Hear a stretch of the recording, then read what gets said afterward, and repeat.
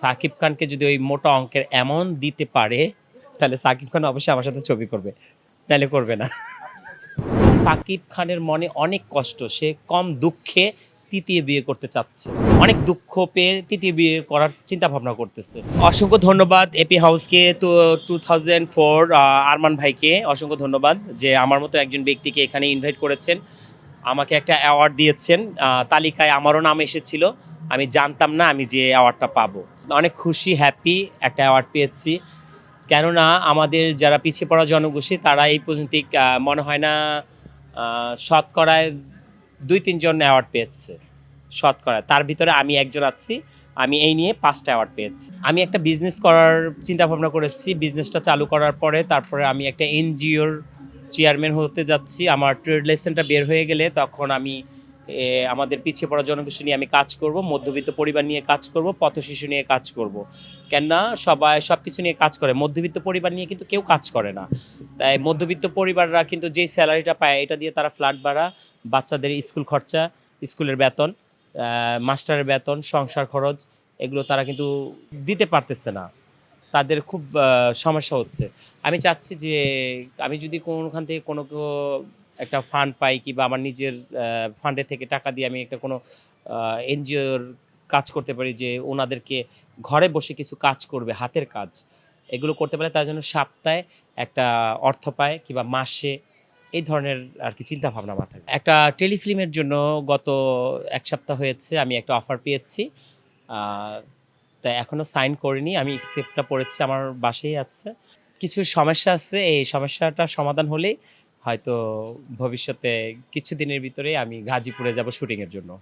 আমি বলবো যে যদি পরিচালক আমাকে পছন্দ করে আর সাকিব খানকে যদি ওই মোটা অঙ্কের অ্যামাউন্ট দিতে পারে তাহলে সাকিব খান অবশ্যই আমার সাথে ছবি করবে, নাহলে করবে না। কে না চায় বলেন? অ্যাকচুয়ালি মেয়েদের কান্নাটা কিন্তু সবাই দেখে, মেয়েরা কিন্তু নাক কান্দুনি, নাকে টিপ দিলেই চোখে দিয়ে পানি বের হয়ে যায়, এটা বাস্তব। কিন্তু একটা পুরুষের কান্না কত কষ্ট সেটা কিন্তু মানুষ বুঝতে চায় না। একটা পুরুষ তখনই কাঁদে যখন অনেক কষ্ট পায়।